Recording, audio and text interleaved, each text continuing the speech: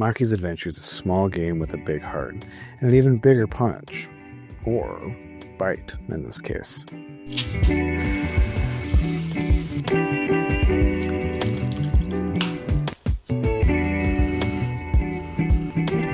So I've really been wanting to spotlight some indie games recently. What better games to spotlight than the games that you guys recommend to me? This time we're going to go ahead and start with Makis Adventure. This game was recommended by this person. And thank you so much for doing so. So let's go ahead and get into what Makis Adventure is and why maybe you should check it out. Makis Adventure is a side-scrolling action platformer / Metroidvania style game developed by indie studio Zoro Arts. More specifically, it was made by one person. Or more specifically, this person. Narrative casts Maki and his brother Timu as shark demon guardians whose world is threatened by an evil demon lord named Octo, who has invaded the world through a broken gate into the underworld. It's up to you to defeat Octo and restore peace. The game consists of several distinct zones. There's a prison, a jungle, a volcanic region, and whatnot. Now, outside of these main dungeons, there's numerous side quests, mini-games, optional areas to explore, hidden treasures, and a plethora of NPCs to chat with. And while what initially drew me to this game was the recommendation from you guys, when I found it on Steam, I was immediately interested myself. From the cutesy shark designs and the interesting aesthetics on this game, all the way to the fact that it's a very accessible Metroidvania, I was immediately interested in picking this game up. Aside from just being your 2D platformer side-scrolling Metroidvania Souls-like genre.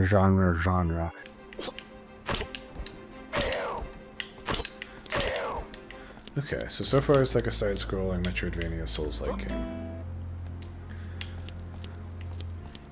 I have played similar. It's like 9 Souls a bit. So then smack. Oh. This game also has a unique mechanic where as soon as you touch water, you turn into one of 3 various sharks that allow you to solve puzzles, fight certain bosses, and get to different areas.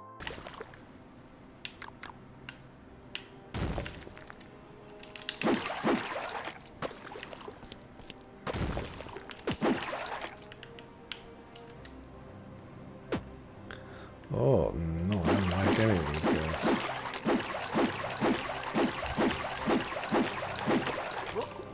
And on top of all of that, this game alternates between 2D pixel art to 3D exploration areas. So let's go ahead and go on. Ooh. So we have an interesting little shark level. Oh.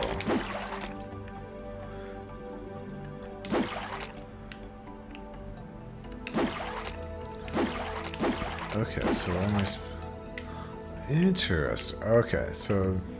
That wasn't explained very well, gonna be honest. But I just have to kind of figure it out. Now, I admit at first this was a little bit jarring, but I warmed up to it pretty quick. It allowed for some interesting gameplay mechanics that would have otherwise not been there. So let's go ahead and talk about the identity of this game. As I've mentioned before, at its core it's a Metroidvania. You explore via side-scrolling mechanic and fight monsters using dodge and attack mechanics. You also have numerous puzzles that you have to solve, and they were very reminiscent of old-school NES-style games, which I very much enjoyed.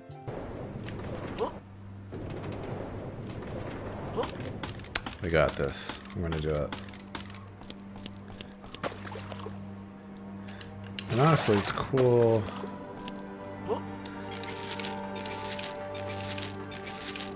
To see a game challenge me like this. That's such an accessible and... Oh, no, I missed it. And there's some boss fights that got some very visceral reactions out of me. Oh, boss fight. Oh, no. Oh, ew.